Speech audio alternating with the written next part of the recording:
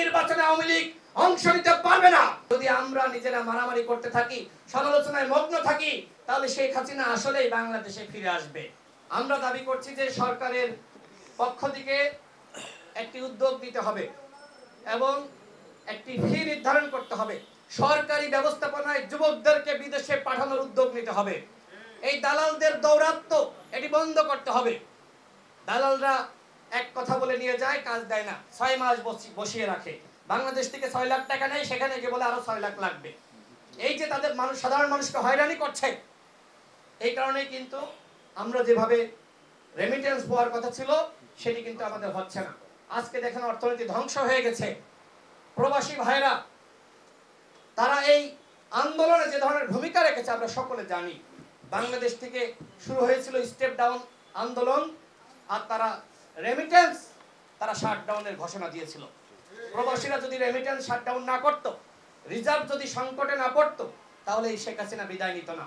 আমরা দেখেছি এই আন্দোলনের প্রভাব কিভাবে পড়েছে, এবং সেই বক্তব্য কিন্তু ওই স্বৈরাচারের দোসর পলক দিয়েছিল যে তোমরা রেমিটেন্স পাঠাও। কিন্তু প্রবাসীরা বলেছে প্রয়োজনে আমার স্ত্রী সন্তান 1 সপ্তাহ না খেয়ে থাকবে, তাও আমরা সরকারের পতন চাই, আমরা আগামী 3 মাস কিন্তু রেমিটেন্স পাঠাবো না। আমরা প্রবাসীদেরকে স্যালুট জানাই গণ অধিকার পরিষদের পক্ষ থেকে যে তারা যে ভূমিকা রেখেছে। আমি বক্তব্য শেষ করব। সর্বশেষ যেটি বলতে চাই, এই দেশকে গড়তে হলে জাতীয় ঐক্য এবং সংহতির বিকল্প নাই। জাতীয় সরকার গঠন করার মাধ্যমে জাতীয় মুক্তি নিশ্চিত করতে হবে। ভেদাভেদ এবং হিংসা বিদ্বেষের রাজনীতি বাংলাদেশে প্রতিষ্ঠিত হতে দেওয়া যাবে না। আজকে দেখেন অমুক দল তমুক দলের সমালোচনা করছে, বিএনপি জামাতের সমালোচনা করছে, বা আমাদের সমালোচনা করছে। এই সমালোচনার মাধ্যমে রাষ্ট্র গঠন করা যাবে না। এই সমালোচনার সুযোগ নেবে শেখ হাসিনা। শেখ হাসিনা যেমন বলেছে না যে চেলচেলিয়া বাংলাদেশে চলে আসবে, সে দেশের কাছেই আছে। যদি আমরা নিজেরা মারামারি করতে থাকি, সমালোচনায় মগ্ন থাকি, তাহলে শেখ হাসিনা আসলেই বাংলাদেশে ফিরে আসবে। শেখ হাসিনাকে বাংলাদেশে ফিরে আসতে দেওয়া যাবে না। শেখ হাসিনা যে অপরাধ করেছে সে এমনি এমনি ফিরে আসবে আমরা মেনে নিব?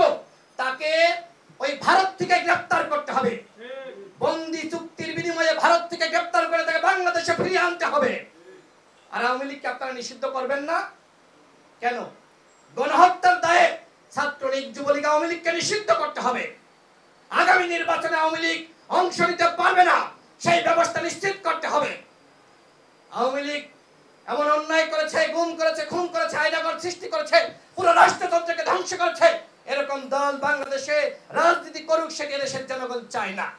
সুতরাং আওয়ামী লীগকে বাদ দিয়ে নির্বাচনের উদ্যোগ নিতে হবে। আপনারা ইতিমধ্যে দেখেছেন যে 40 দিন পার হয়েছে, এখনো পর্যন্ত প্রশাসন সংস্কার করা যায়নি, এখনো পর্যন্ত দোসরদেরকে বিদায় দেওয়া যায়নি। সচিবালয়ে দোসররা অবস্থান করছে, পুলিশ অবস্থান করছে, র্যাবে অবস্থান করছে। যে কারণে দেখেন আজকে রাষ্ট্র স্থবির অবস্থায় রয়েছে। এই রাষ্ট্রকে সচল করতে হলে সকল রাজনৈতিক দলের সহযোগিতা দরকার, সবার সম্মিলিত প্রচেষ্টা দরকার। তারা যদি মনে করে যে 17 জন সব করে ফেলবে, সেটি পারবে না। এক একজন 2 থেকে 3টা মন্ত্রণালয়, এটি সম্ভব নয়। সুতরাং আমরা মনে করি এই উপদেষ্টা পরিষদ এটির পরিধি বাড়াতে হবে।